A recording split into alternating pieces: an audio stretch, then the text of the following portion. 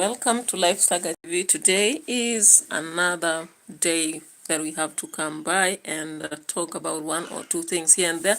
And we are starting from Zambia politics, all right? So, of course, Zambia politics has taken to news with the U.S. cut on health aids. And remember, this started long ago. U.S. falling or cutting down on many countries, and the final axe has reached Zambia. All right.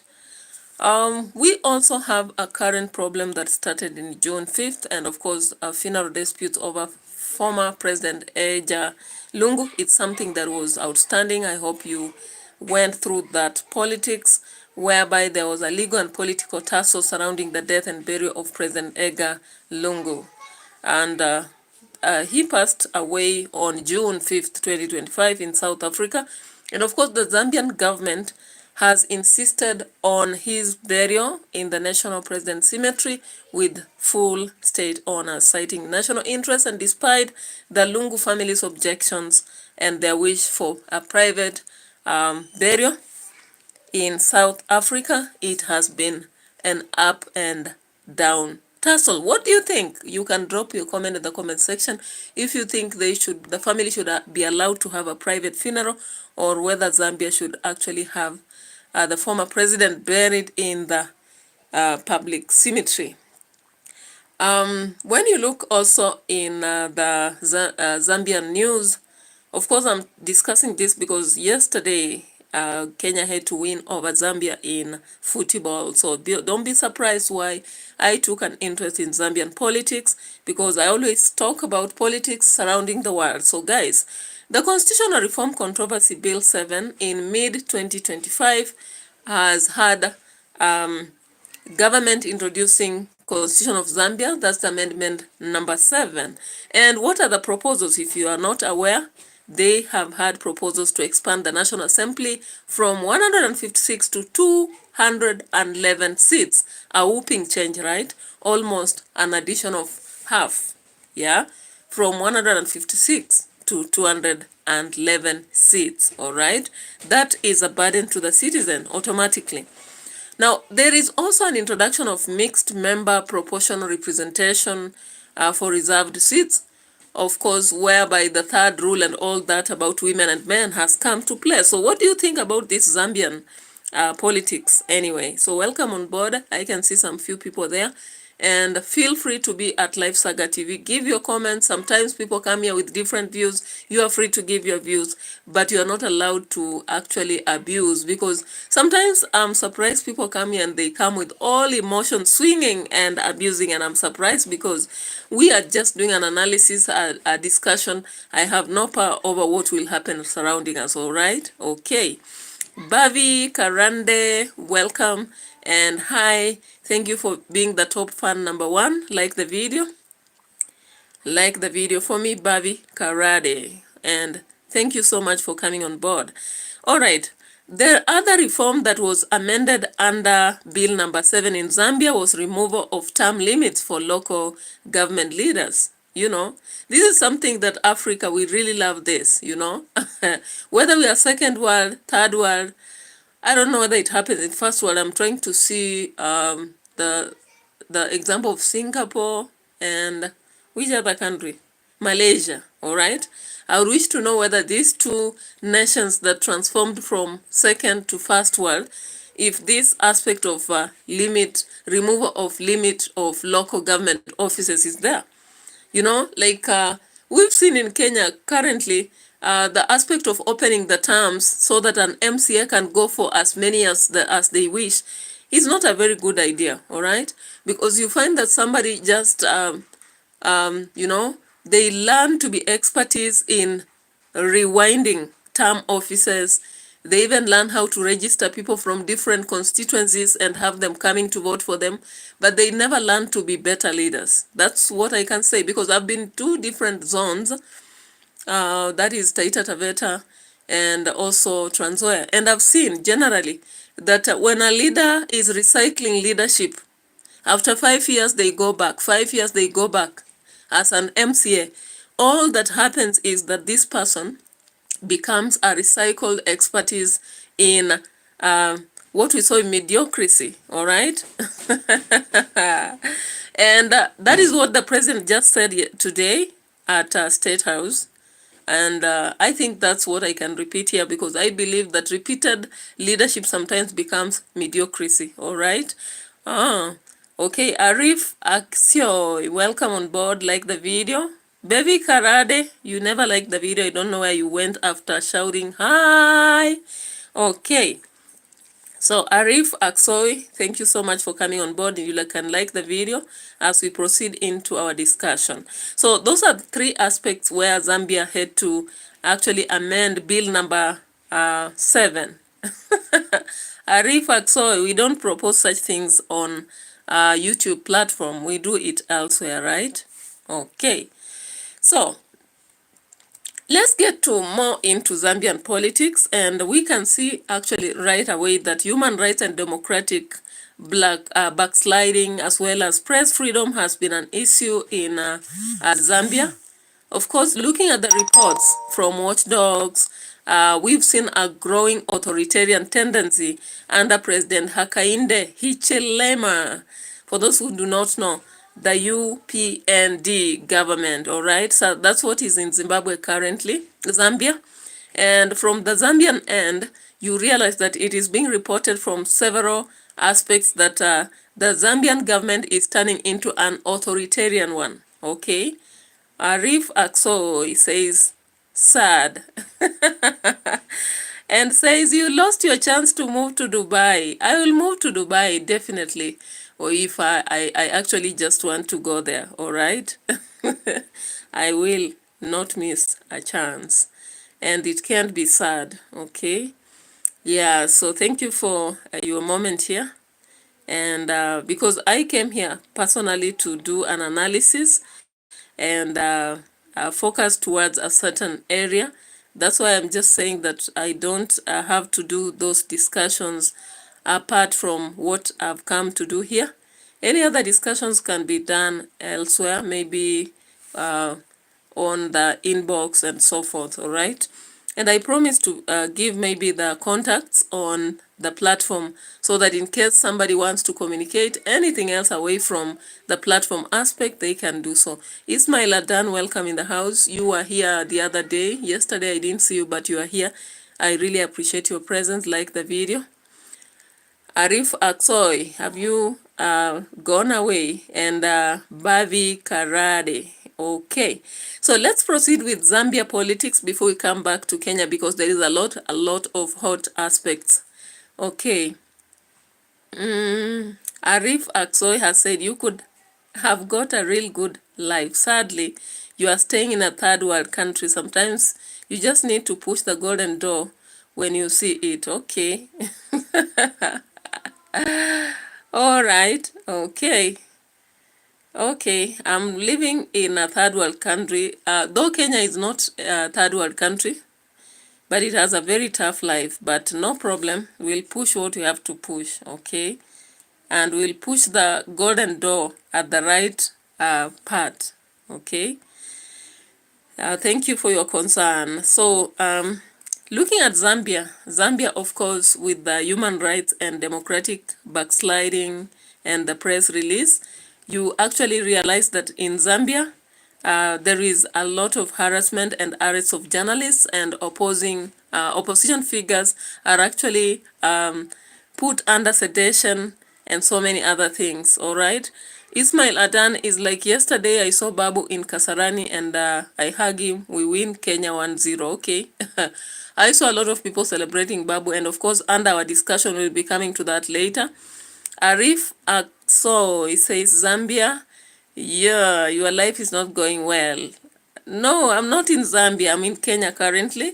And of course, Kenya life is not good. We are just hoping for the best every day and working towards the better thing. But if you have opportunities, of course, you give us the opportunities. But I'm just saying that we cannot discuss politics here at the same time discussing other aspects, all right?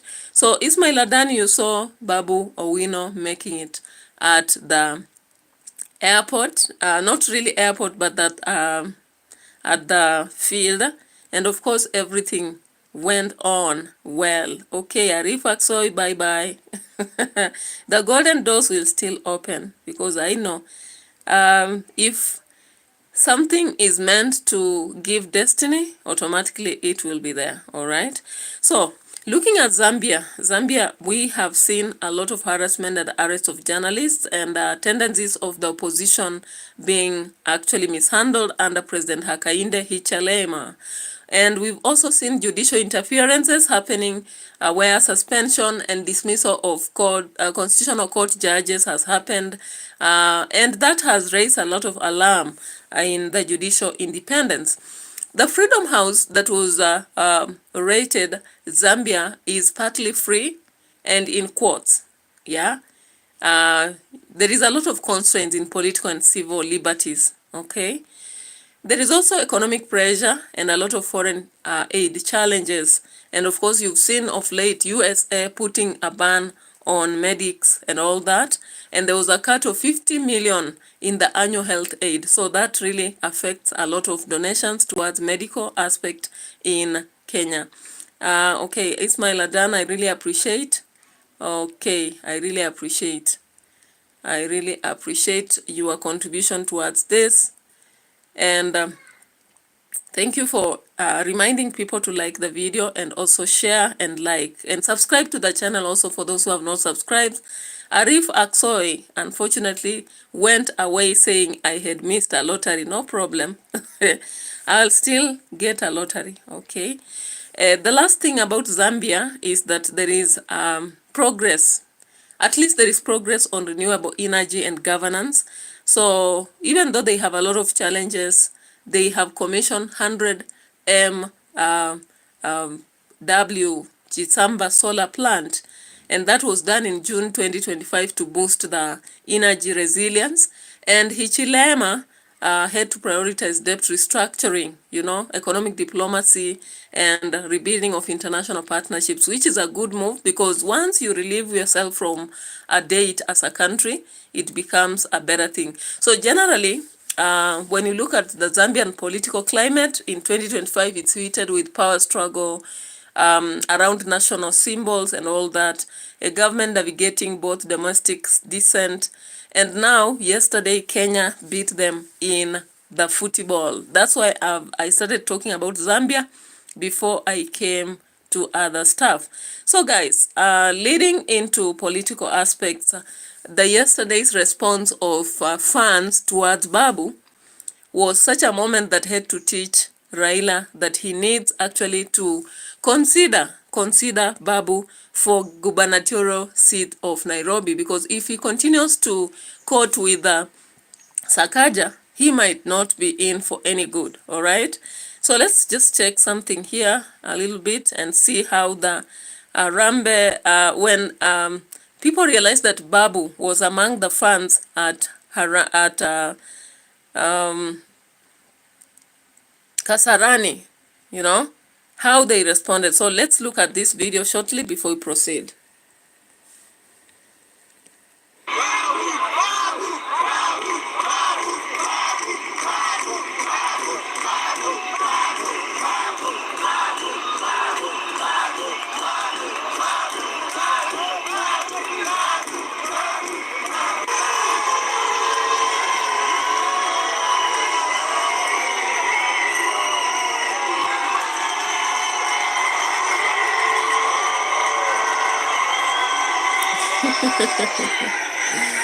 So can you imagine?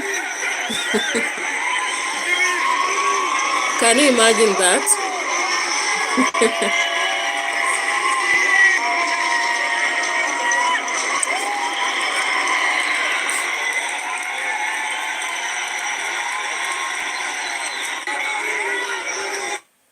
So can you imagine that? It was clearly showing that people have the love, that they really love Babu. And of course, Babu is loved because he says and acts what he says. People may come up with theories about his past and all that, but the reality is that Babu has shown that he can work. He works on the ground with people who are vulnerable. He has been there to advocate in cases. We saw him recently in Kwale as he was actually talking about the laws. And he said that even though they appreciate the former people who came up with laws and all that, but they are there to initiate new changes that are necessary and enhance justice. So, it is clear to Raila Odinga that if he continues to quote Sakaja, if he continues to collaborate with Sakaja and support him, he may end up losing it in Nairobi, because Nairobi at large were participative in that football fun aspect. So it is clear that when we look at this, it represents, or rather tells us, what people think about Babu and what they hold for him. Now, remember, Raila Odinga in past used to be against anything to do with donations. If you remember the clips in past, he could argue against anything to do with donations. You know, like when RUTO could go about with money to churches and give it, he had to say something, okay? So let's listen to this. Ndio mnaona wengine wanabeba pesa kwa magunia, wanaenda naye kwa makanisa. Na ukiuliza hiyo pesa umetoa wapi? Hawezi kukwambia wewe. Hao watu natakana wawe ndani ya jela, sio bali lingine. Sasa serikali ilibadilisha noti ya shilingi 1000. Na imesemekana kifika mwisho wa mwezi huu, Jumatatu, hiyo pesa za haina maana. Sasa wanakuja Narok kununua na ngano.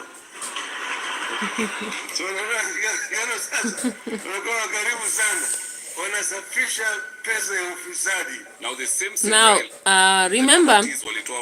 remember those were sentiments given by Raila in past, okay?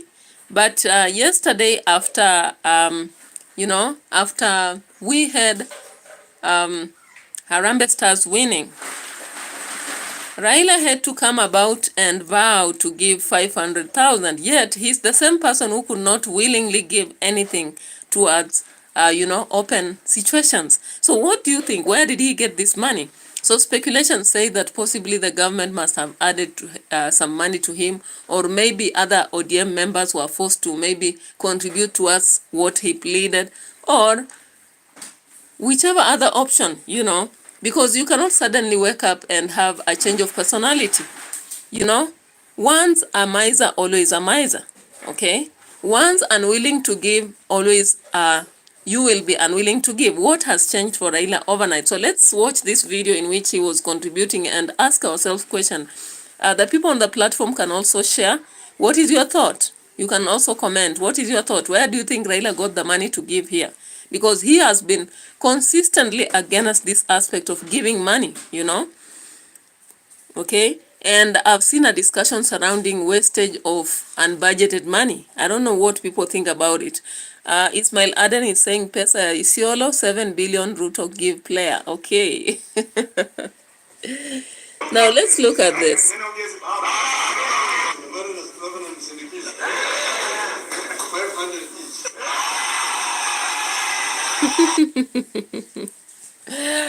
All right, so Raila had to actually also support the president, and I don't think that it was just unplanned. This is something they planned, and whichever source of money they have, we do not know. But this automatically tells us something about most times, depending on where you're playing from, you support strategies, regardless of what your stand has been all along. Now, of course, when you look at the today's Ismail is like Raila TV, of course, or you are a diehard of Raila, all right? Now, let's get to something that arose yesterday. Remember, after Adwan Duale talked, I think I had done an analysis yesterday. Yesterday's analysis was running on that. And of course, we see clearly about Moses Kuria warning Kenya Kwanza leaders against stoking ethnic tensions. Now, this was after Adwan Duale spoke and saying that there is no inferior tribe in Kenya. that it has always have had to be, there is a specific community which has felt superior all the time.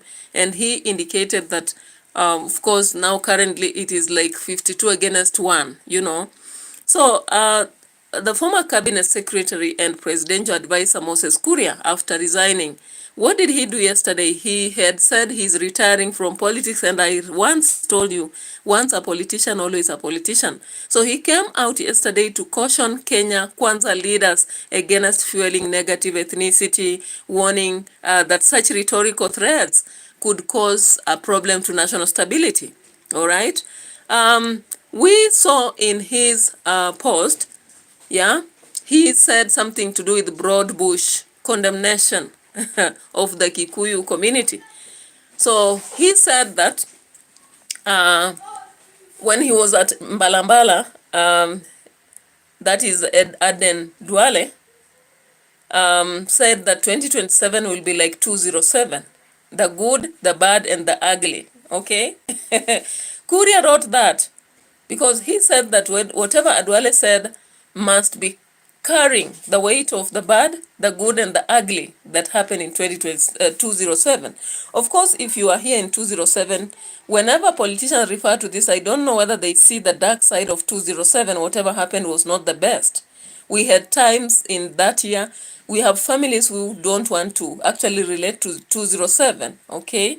Ismail Adan, I thought there is a new post, but there is none. Okay, so Kuria, all of us know that he was a staunch ally of President William Ruto and a very vocal figure in 2022 campaigns. He advised politicians to reflect on the public pronouncements. Yeah. Now he's saying that he recalls all leaders to play back their speeches. Yeah. He wants all the politicians to play back their speeches every evening and do the same soul searching, not because of themselves, but because of the children, the future generation, right? Now, he has said that when he refers to William Kamket, of course, you know William Kamket is one of the people who said that they'll have to have rigged elections. Jackson Mandago and Aden Duale. He has said that they are perpetrating divisive politics. And yesterday when I was here seated and doing an analysis, somebody came up on the platform and started to use a very dirty language.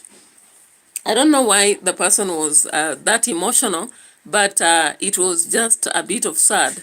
So Kuria says that from Kamket to Mandango to Aden Duale,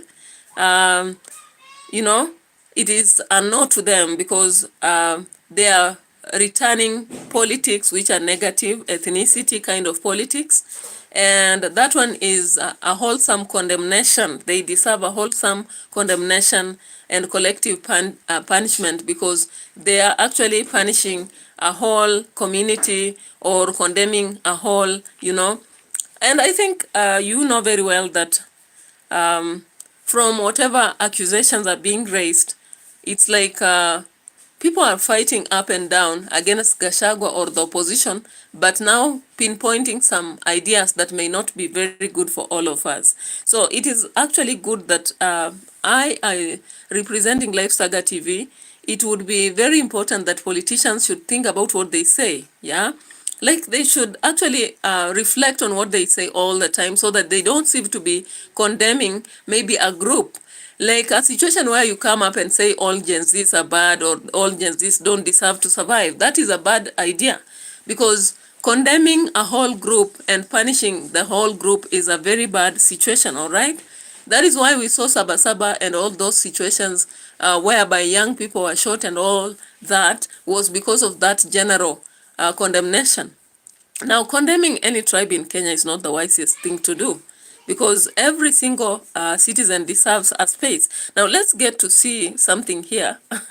I just watched some minutes ago with President Ruto speaking here and actually coming up with a title. He said that specifically the people who are causing extortion in the country, right? They are the ones called, he called them what? Let me just listen to this part. With the goodness of coconut, 100% So he was bringing out why we have a lot of corruption happening, okay? natural coconut. Parachute coconut oil.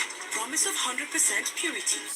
And they go one after the other to 10,000, to 20,000, to 50,000 and elect you. You are not special. But it is a moment that God has given us as leaders.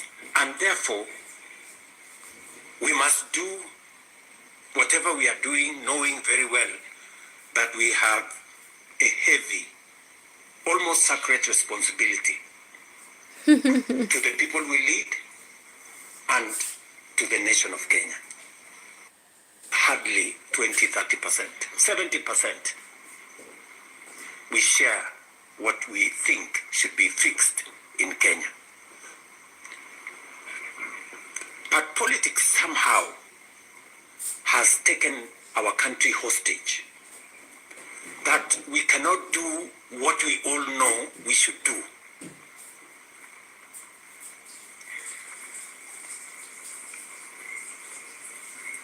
I have said that the difficulties that I face today as a president in Kenya are self-imposed. You know, I imposed on myself all these difficulties. Implementing the new funding model, implementing SHA, implementing housing, doing all those things. If I hadn't done any of those, I would be a very popular person, and but the country would not have moved anywhere. I am confident that if RAILA had become president, he would be doing what I'm doing. Yes. He would be implementing SHA. He would be implementing housing. He would be doing reform in the education. He would be doing reform in agriculture. I know that what we share, what we think should be, that we don't know what we should be doing. You hold as a leader. Sometimes we play in different leagues. They have managed, and what we are is leadership. And the sacred position you hold, live in different houses, they have their own lives to pursue, but they wake up one morning on an election day. It is a moment that God has given us to the people we lead. Not that we have shortage of ideas. And I keep referring to this. If you look at the manifesto of Kenya Kwanza and the manifesto of Azimio, the difference is hardly 20-30%, 70%. Now, there is a point in his speech he indicated that the secretaries of welfare, I can't just get the spot, I don't know whether it's the minute I didn't remember, but he indicated that the welfare secretaries do extort of leadership or by mistake to God and destiny to that list 2 countries. Singapore and Kenya were the same countries 60 years ago.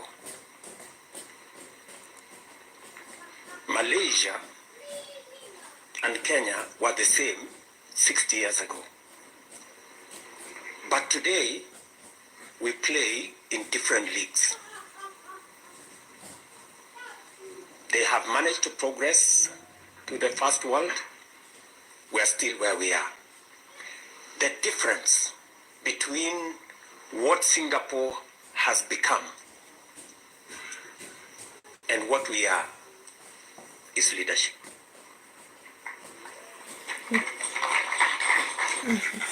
And the leaders are clapping. Okay. We occupy today. So is he not trying to tell us that the leadership since then up to now is a problem in Kenya? you know. The sacred position you hold as a leader.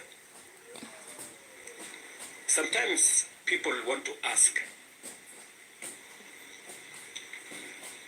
how do people who live in different houses, they have their own lives to 10,000, to 20,000, to 50,000. There is something I was looking for here.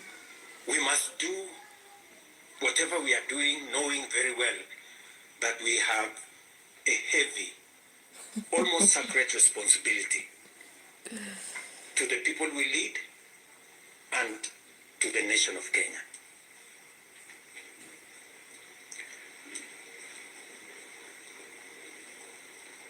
And it is not that we don't know what we should be doing. We all know what we should be doing. It is not that we have shortage of ideas. It is not that we have shortage of what we need to do. In fact, I dare say we have some of the very best ideas. We have very good manifestos all the time.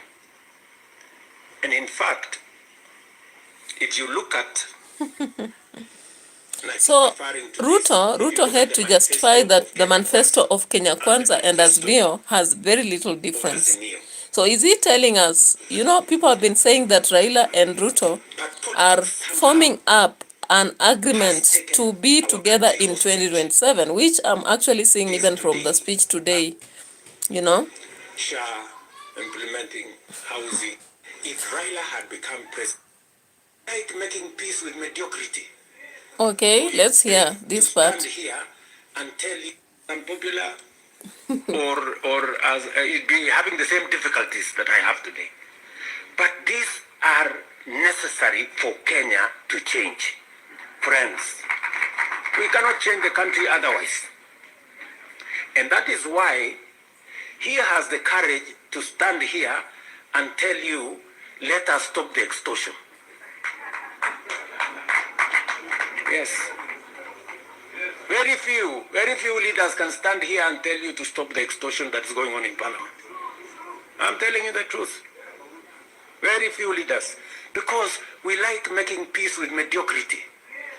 Oh, you know, and they're trying to explain things that we shouldn't be explaining. Now let me ask you, friends, you know, we are all friends here. Yeah, we are one team. Or so I guess. This fellow who is called chairman of welfare in committees, what is their job? Chairman of welfare. What is their job? Extortion, that's it. And that is what Prime Minister is saying. You know? You know, what is Sokohuru?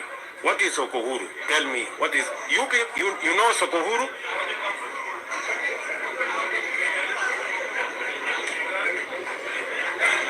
So, let me tell you. No, you see, and this is the same problem that we face. This is the same problem that we face. Because, look, for example, we passed the law that we all know, friends, we all know. Did you people hear? Problem that we face. Let me tell you.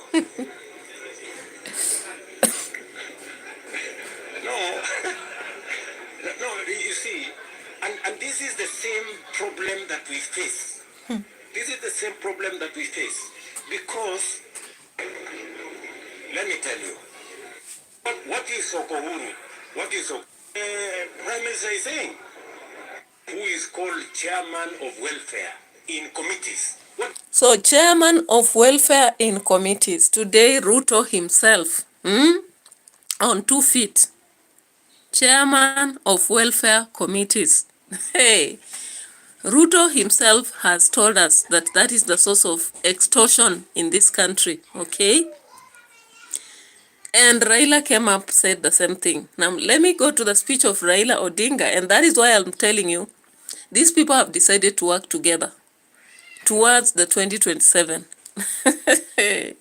Now, let's just check on what Raila said here.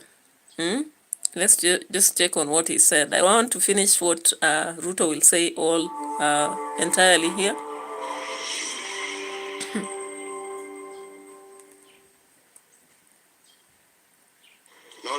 But let me just check on what Junet had to say during that speech moment. Junet clashed with Ruto from whatever he was saying, okay?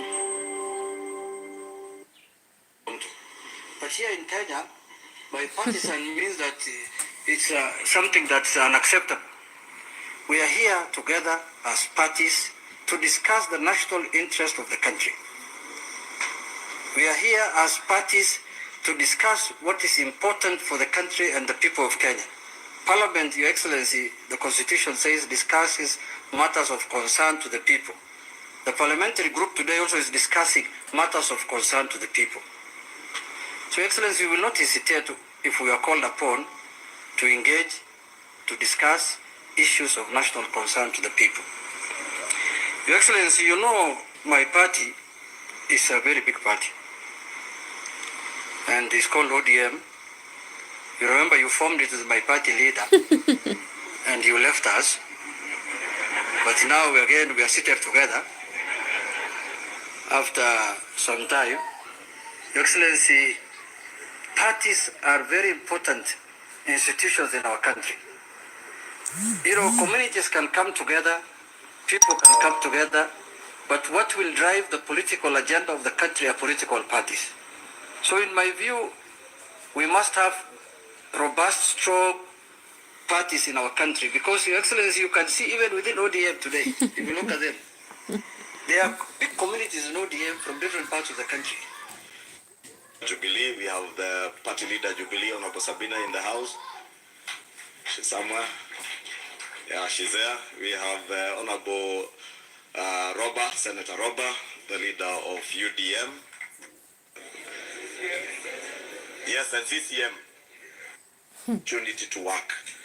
And Your Excellency, in that call for unity, we have seen, as Honorable Juneta said, and Honorable Aaron Cheruyot, a lot of synergies, not just in the two houses, I believe, in both the Senate and the National Assembly, but a lot of synergy even within the executive with the coming into government. Yeah, so there was agreement to disagree here, all right? From when you put them together, then we became the leader of the minority. So those are how parties can work in our country. Yes, and TSP party leader, Honorable Kinjuri, is of the Honorable John Buddy, who is here, and I don't say it because... So Junet Mohammed had to clash with Ruto at State House for saying the MPs are corrupt. Of course, nobody will accept to be called corrupt even if they are, all right? But the reality is that where does the money go if not for into the pockets of the MPs, the senators, and they have turned their houses into houses where they have to fight for space economically, all right? So we've seen them going to parliament to defend salaries, extra allowances and all that, but hardly do they defend the aspect of health, the aspect of education, the aspects. Some few who speak are sometimes suspended or rather pushed aside, okay?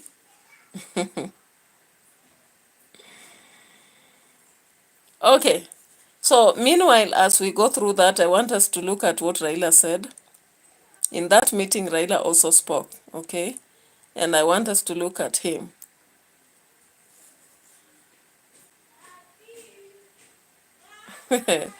Corruption.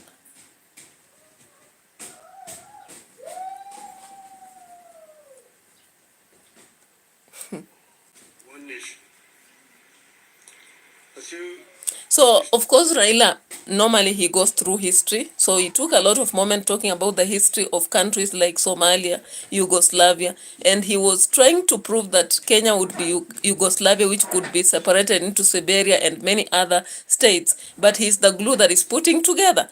But the question is, economically, how are we being put together? Let's listen to him partly just before we proceed to another aspect. Now, as you know, and as you know here, there are countries that cannot discuss their issues at home. In my life, I've attended many meetings in London, Paris, Eastern Washington, name it, where African leaders are ferried to foreign capitals from their own collapsing countries to discuss issues they cannot discuss at home. We go together to spare Kenyan that shame.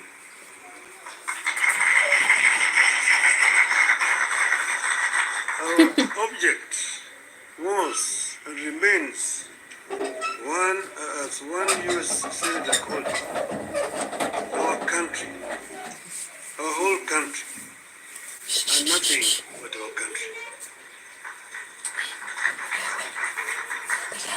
Having stabilized the nation, how have we performed in the intervening period?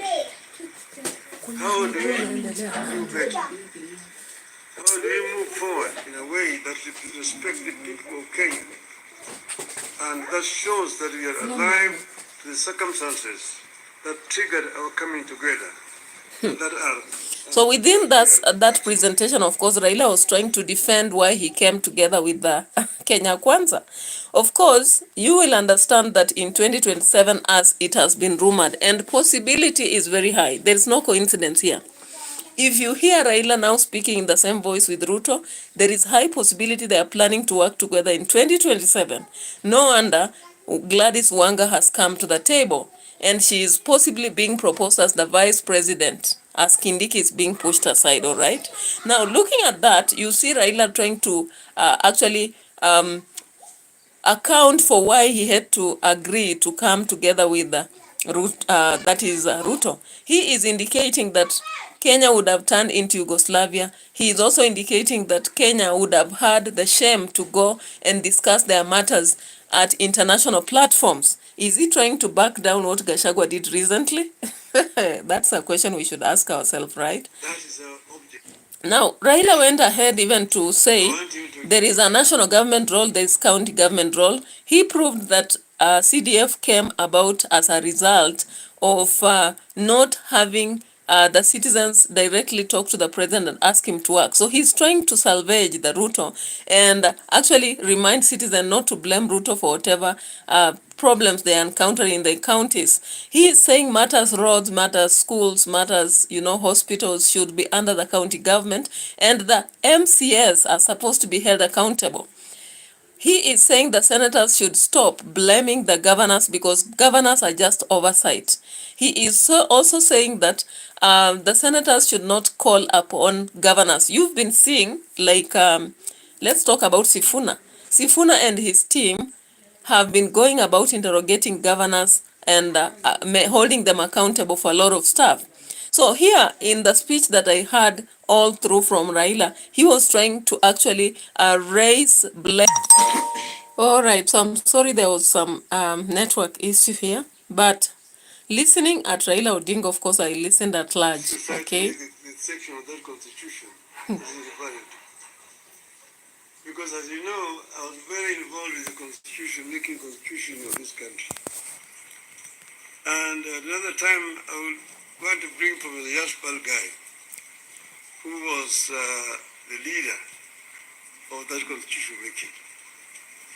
And we went through very many issues. We had committees in Bomas of Kenya dealing with various segments of the creating regions and powers so that they can be able to be protected. Then the counties, so that service delivery could be better improved.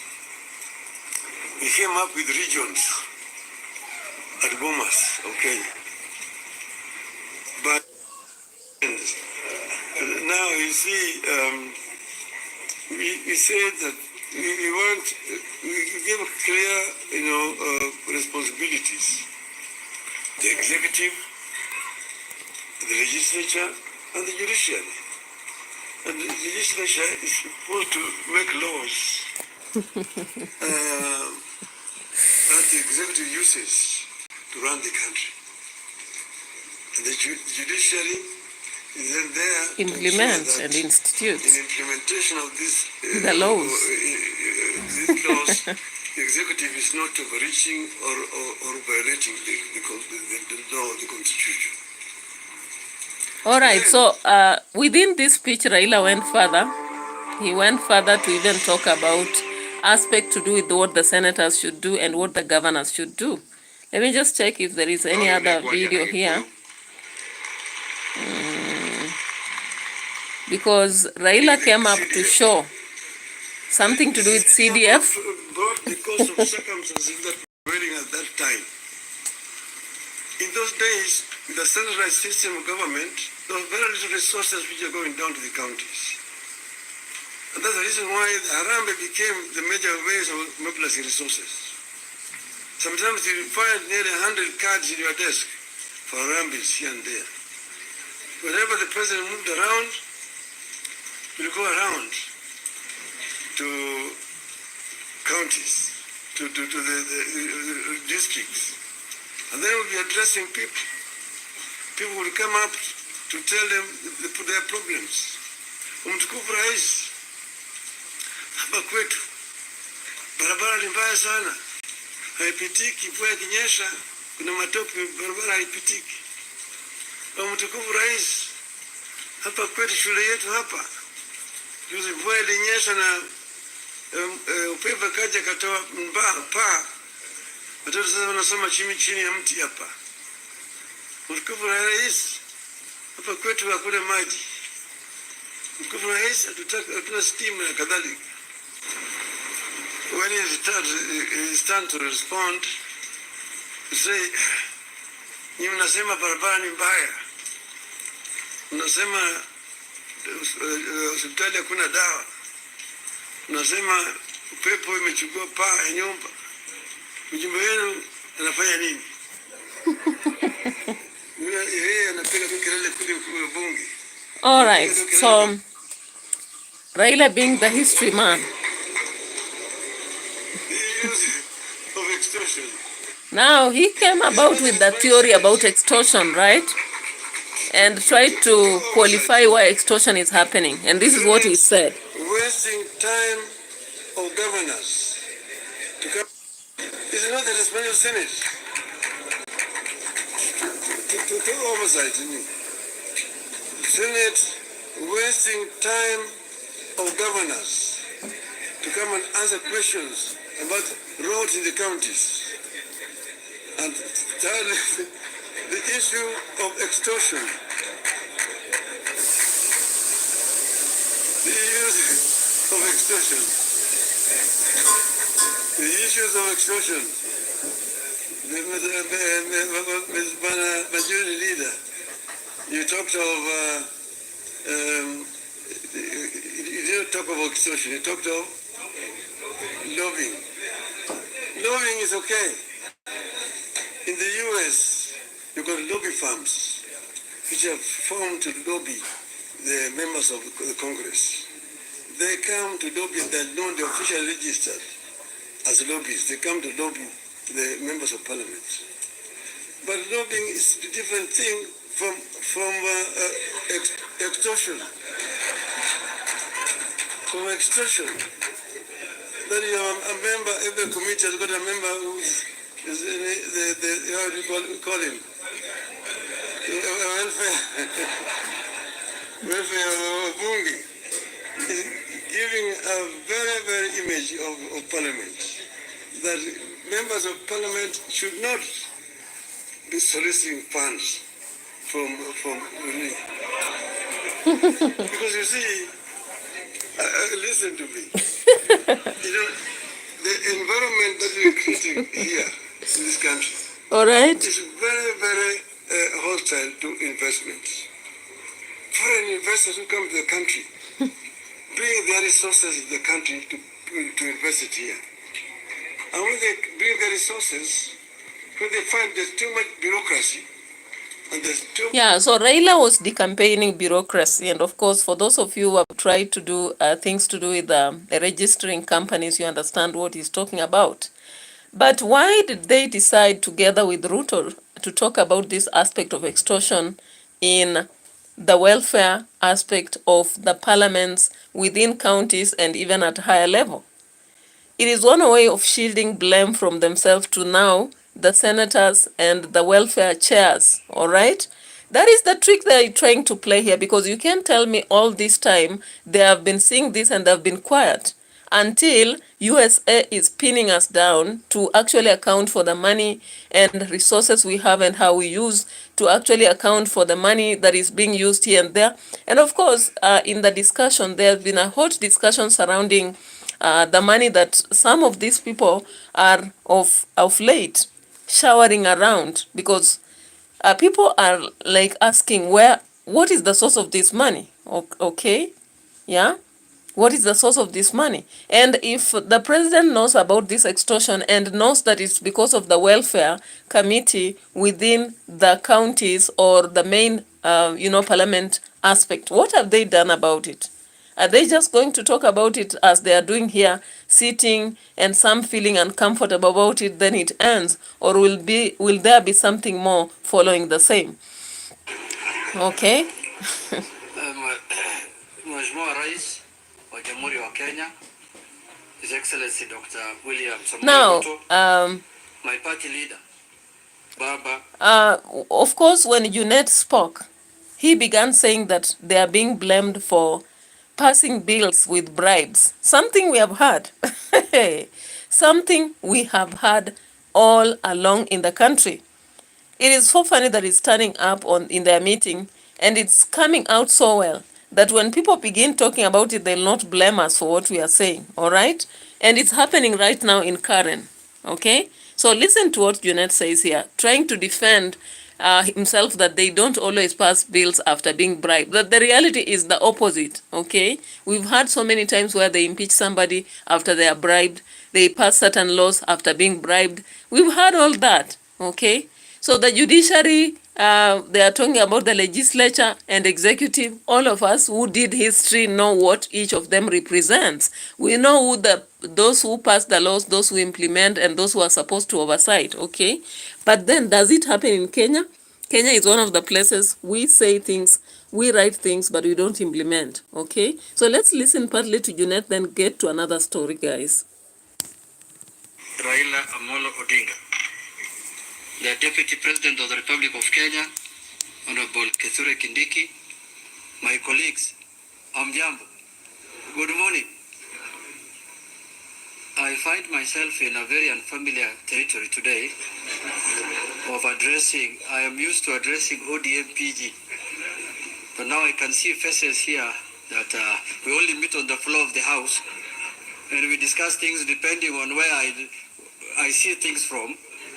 But now it looks like the world has moved very fast, like the AI, and now we are seated here discussing parliamentaries. Your Excellency, first I want to thank you and my party leader for standing up to the occasion and looking at the bigger interest and the bigger agenda of the country. Your Excellency, you know, in mature democracies where we normally borrow from, in the US where we borrowed this system of governance of the presidential system, bipartisan engagement is what drives that country. People, when they have national agenda, they come together irrespective of which party you belong to. But here in Kenya, bipartisan means that it's something that's unacceptable. We are here together as parties to discuss the national interest of the country. We are here as parties to discuss what is important for the country and the people of Kenya. Parliament, Your Excellency, the Constitution says, discusses matters of concern to the people. The parliamentary group today also is discussing matters of concern to the people. So, Your Excellency, we will not hesitate if we are called upon to engage, to discuss issues of national concern to the people. Your Excellency, you know my party is a very big party. Then there are other contentious issues that are, this other one you have talked about is alien to us. I have never seen that one in my I have never seen. Then there are other contentious issues that has been pronounced also by my party leader that I don't know what to do about them, because you know, Your Excellency, in ODM, what my party leader says is law. So I'm really struggling. You know, it's like the Vatican. When the Pope has announced something in the Vatican, you just have to summon the members and tell them, this is what the Pope has said, and this is the ceremony for today. I'm really struggling. So guys, did you listen to Junet? Because at one point he was complaining that they should not be attacked, that they don't pass bills without bribes. He again went ahead to say that all the time, whatever Sifuna says is like what the Pope has said in the Catholic Church. So it's like law. So it's is he not trying to prove to us that they don't use their heads in their party? And Junet is trying to prove to us that ODM is a headless party. Just like for those of you who have read The Samaritan. The Samaritan tells us that there is this group of people who are headless. And they only go by their leaders. If the leaders say that they wake up at 10, they'll wake up at 10. If the leader tells them to jump up, they'll jump up. All right? Very sarcastic, very satirical, and very ironical. All right? So it's shaming that our leaders are standing up and saying such things. And of course, they are talking about how they bribe each other to pass laws and such things. And the president is there talking about extortion that happens, especially through welfare groups. And this is why I was talking the other day about these things, about unions. When you look at unions, ladies and gentlemen, in Kenya, whether they are unions representing teachers, unions representing doctors, unions representing lecturers, they are just there for extortion purposes, all right? What they do is to present their they present their paper on the right hand and the paper for the people they represent in the left hand. So that right hand wins because they say, if you give me 10 million and my few members here, we are going to only campaign that teachers or doctors or nurses or lecturers be only given an addition of 15% of their salary, and it will be spread to 10 years. And that happens. That happens, guys. Believe me or not. So what they are talking about, extortion up there in the parliament, happens up to the level ground. The same thing happens even on BOMs within our schools. BOMs and PTS are just there for extortion purposes. They don't serve the purpose of actually enhancing the growth of schools. I'm sorry to say, maybe if you're a member of BOM or PTA anywhere in some of these institutions, all they do is to represent themselves. They carry their stomachs, their houses, and their financial problems to the schools. They sit in the committee. They seek the better allowances for the day, and they pass things that are not even worth for schools. You realize that some schools have stayed 10 years without backup, and no BOM member cares. They don't even know whether teachers are very happy with the school. Now read the situation of, you saw the principal of this school, Kenya High. The principal of Kenya High has been sitting on the heads of teachers, and I don't want to say it, but has been also pee in their mouth, and nobody was talking. The BOM was there, the PTA was there, but they were not talking for the teachers. So many teachers killed themselves. There is suicide case in that school that happened on one of the teachers. Another one was depressed and left school. There is another one who wrote a very serious letter last term, and that is how maybe the welfare people went to the ground to research. But BOM, hey, they are just like the headless members of the ODM party, and also what we are seeing from the welfare aspect of the chairs. So they go there to represent their stomachs. When they eat the chicken, that day they'll have the best meals. If that school has not seen chicken for a whole term, at least they see it. The BOM, of course, eat one day. They have sodas, water, and if local food like ndumas have never been provided, they are provided with, so they eat very well. And they live even without knowing the welfare of the students and the teachers and the general welfare of the school, what particularly they require. All right, that is politics for us. Very sweet, but with a lot of bitter truth. With a lot of bitter truth, guys. So we are going to the final aspect of our discussion so that I again prepare to go back to edutainment for us and do something else. And I was also planning to do some clips for one of the songs I prepared for Music Hills TV. All right, so Sifuna missed out on the current event at Karen. Why? Why? Let's listen to the speech Sifuna gave at Kwale, at LSK. And listening at that speech, I don't know what you interpret, but I'll give my interpretation as I end the chapter, all right? Okay, let's go. I know it's lunch hour, but I'll be very brief. My name is Edwin Sifuna. I am the Senator of Nairobi, the deputy whip of the minority, still Honorable Kalonzo. And many of you know me as the SG of ODM. Now, I had a choice. I had a choice to attend that jamboree in Homa Bay or to join you here in Jani to discuss protecting constitutional rule of law and to demand accountability from those in power. I want to say here that I am a proud member of the Law Society of Kenya. As you've been told, my first time being elected was as a member of the Council of the Law Society of Kenya. Those of you who want to join politics, you will always hear people throw snide remarks and saying this one cannot even be elected as a chair of the country. So your first time is very important to demonstrate to people that you can actually be elected to anything. And that is the reason why I am always happy to join you. And as Honorable Kalonzo was saying again, you need to maintain some nexus between yourself and your profession, because you never know the way some of the young people are talking in 2027. All of us might find ourselves back home, and we would have to find something else to do. Now, when you sit in office approving these charge sheets that are being manufactured in the police stations, do you ever lay your mind to your responsibility to us? To us as the people who are being charged with having to pay for the spoken about. The Office of the Director of Public Prosecutions, and I will say this without blinking, is a weak link in the fight against arms of power.